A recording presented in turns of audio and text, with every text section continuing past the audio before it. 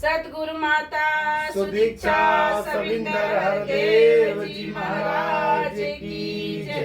निरंकारी राजमाता गुरु वचन अवतार की जय। प्यार से कहिए धन्यकार जी। प्यार से रहिए धन्यकार जी। और कहिए बहुत बढ़िया जी। हाँ। आप शुरू कीजिए। क्या कुछ शुरू करें? बताइए, किसी चीज के बारे में बताइए। हमें बहुत दिनों के बाद आप आए हैं तो कुछ। और क्या चल रहा है घर में, हाल चाल सब? बहुत बढ़िया है सब, हाँ। एकदम फर्स्ट क्लास है। सतगुरु की कृपा है, सब और बड़े बेटा, बुजुर्गों का आशीर्वाद है। सब ठीक है पापा। हाँ। कुछ समस्या? नहीं, समस्या तो नहीं है, लेकिन आज हम लोगों के साथ हो गई ना, थी ना दिन में समस्या। अब हम लोगों को विश्वास था तो विश्वास सत्य साबित हुआ। मोबाइल वाली बात कर रही हो? हाँ हाँ, मोबाइल वाली। विश्वास क्या था? कि मोबाइल मिलेगा। ये तो तब मान रही हो जब मोबाइल आपका मिल गया। तो अगर मान लो मोबाइल नहीं मिला होता तो आपका विश्वास टूट जाता। हाँ, तब तो टूट जाता। तो विश्वास ये नहीं है कि मोबाइल गायब होकर के मिल गया। इसमें विश्वास ये कि जो भी होता है अच्छा होता है, अच्छे के लिए होता है। मतलब मोबाइल आपका गुम हो गया और ये माता जी की कृपा, सतगुरु की दया कि मतलब जिस व्यक्ति के हाथ में वो आपका मोबाइल गया उसकी विवेक जाग गई। ये उनकी महानता है, ये इंसानियत की महानता है, ये मानवता की महानता है।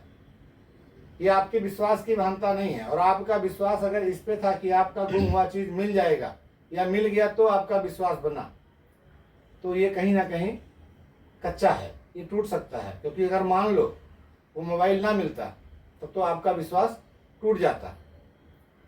विश्वास ये नहीं है कि मेरा ये काम बिगड़ रहा है, बनेगा कि नहीं बनेगा। विश्वास ये है कि जो भी हो जाए, क्योंकि जब इस निरंकार की इजाजत के बगैर एक पत्ता नहीं हिलता, इस परमात्मा की कृपा के बगैर, इनकी मर्जी के बगैर एक पत्ता नहीं हिलता, तो जो कुछ भी मेरे जीवन में हो रहा है, जो कुछ भी घट रहा है अपने दैनिक दिनचर्या में, चाहे अच्छा हो चाहे बुरा हो, कुछ भी हो, वो सब इनकी कृपा है।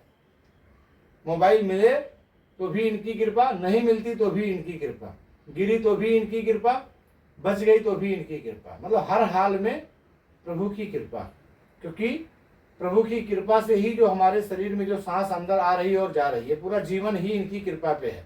इस सांस पे आपका कोई अख्तियार है नहीं। जब हम लोग नहाते हैं, धोते हैं, साफ सफाई करते हैं, सजते हैं, क्रीम पाउडर लगाते हैं, लेकिन जिससे ये शरीर चल रही है, ये जो सांस है, इस सांस का जतन कभी कुछ करते हैं? इसके लिए हमने कभी कुछ ट्रीटमेंट किया है कि सांस निरंतर आती रहे जाती रहे? नहीं। ये परमात्मा की अपनी कृपा है। तो जिन्होंने इस शरीर में ये सांस बख्शी है हमें, तो ये हमारे जो दैनिक जीवन में जो कुछ भी हो रहा है, विश्वास अपना यही कि जो भी हो रहा है सब ये आपकी कृपा है। राजी हैं उसमें जिसमें तेरी रजा है। और रही बात मोबाइल की, तो मोबाइल के बारे में आप गर्व से बोल सकती हो कि आपका जो ये भागीरथी रेजिडेंस है ये बहुत बढ़िया है। जैसे हम धारावाहिक में तारक मेहता आता है तो उसमें बोलते हैं कि गोकुलधाम सोसाइटी जो है वो काफ़ी चर्चित है। किसमें चर्चित है? एकता में, मानवता में, प्यार में, परिवर्तन में।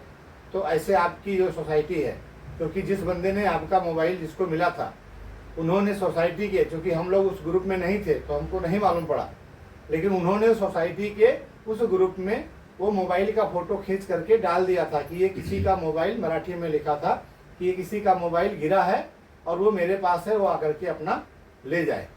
तो ये इंसानियत की जीत है, ये मानवता की जीत। हमें तो ज्ञान है कि ये निरंकार हमको देख रहा है, वो ज्ञानवान है या नहीं है ये मालूम नहीं, पर उनके अंदर ये मानवता थी कि ये मेरा नहीं है, किसी का, जिसका भी है उसका उसको मिलना चाहिए।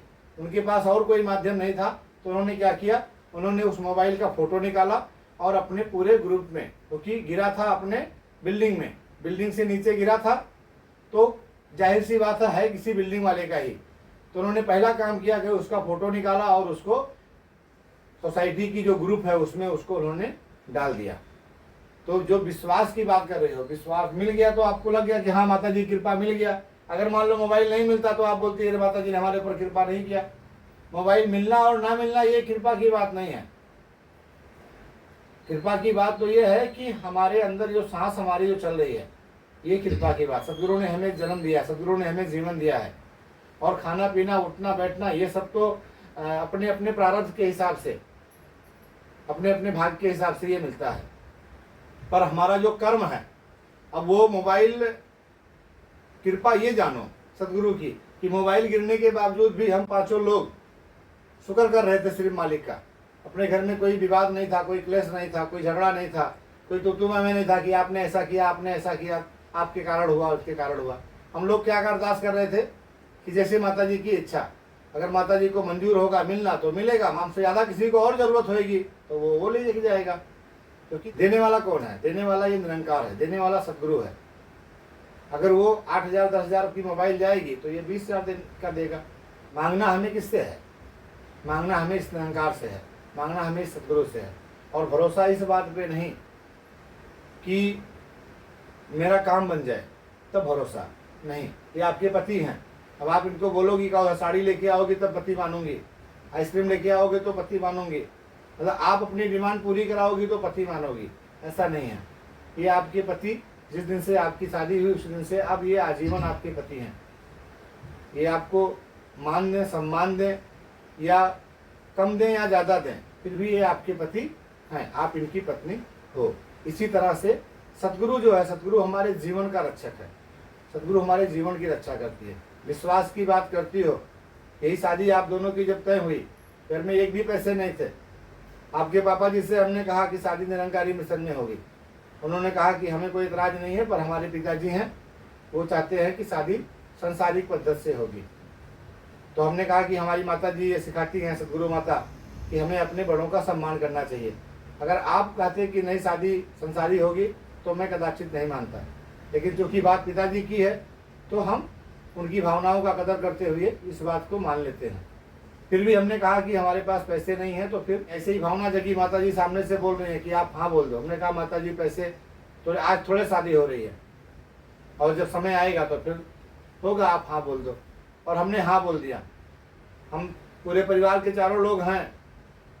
सदगुरु की कृपा क्या होती है वो मैं आपको बता रहा हूँ कि हम लोगों ने अपने घर में पूरा लिस्ट बनाया, जितने नात मात रिश्तेदार सब लोग थे, जितने पहचान वाले थे, 1,000 रुपये से लेके 50,000 रुपये तक की कैपेसिटी वाले जितने भी लोग थे, सबका हमने लिस्ट बनाया, पूरा खाका बनाया।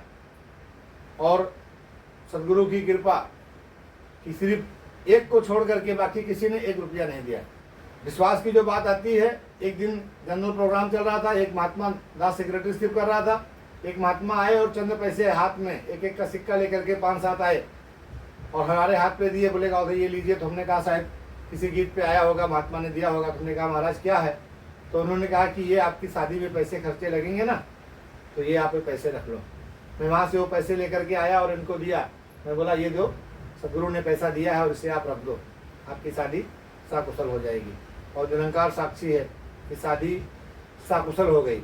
अभी परसों भी आपने, बहन जी बोल रही थी, आपने सुना कि महात्मा जी की बहू भी आ गई, शादी भी संपन्न हो गया, सब सहजता से हो गया। तो विश्वास ये है, मतलब अब हम चूंकि इंसान हैं, हमें जब काम हो जाता है तो विश्वास होता है। आज सदगुरु कह रही है कि पहले अपने किसी भी दैनिक जीवन में जितना भी कार्य करते हैं सब में इस निरंकार को शामिल करें, इससे आगे लाएं, पहले ही इससे आगे लाएं, बाद में होने के बाद नहीं। जैसे आज मोबाइल मिल गया तब हम खुशहाल हैं, लेकिन अगर यही मोबाइल नहीं मिला होता तो हम खुशहाल नहीं होते, दुखी होते, हमारा मन कहीं ना कहीं खिन्न होता, हमारा मन डामाडोल होता कि मतलब, क्योंकि हमारा विश्वास किस पे था कि मेरा मोबाइल मिल जाए, और अगर ये नहीं मिलता तो विश्वास टूट जाता। इसलिए विश्वास ये नहीं है कि मतलब मेरा काम बनेगा तो विश्वास। विश्वास ये है कि जो कुछ जीवन में हो रहा है सब सदगुरु की कृपा से हो रहा है। जब सांस ही इन्होंने बख्शा है, और अरदास यही हम सभी की होनी चाहिए।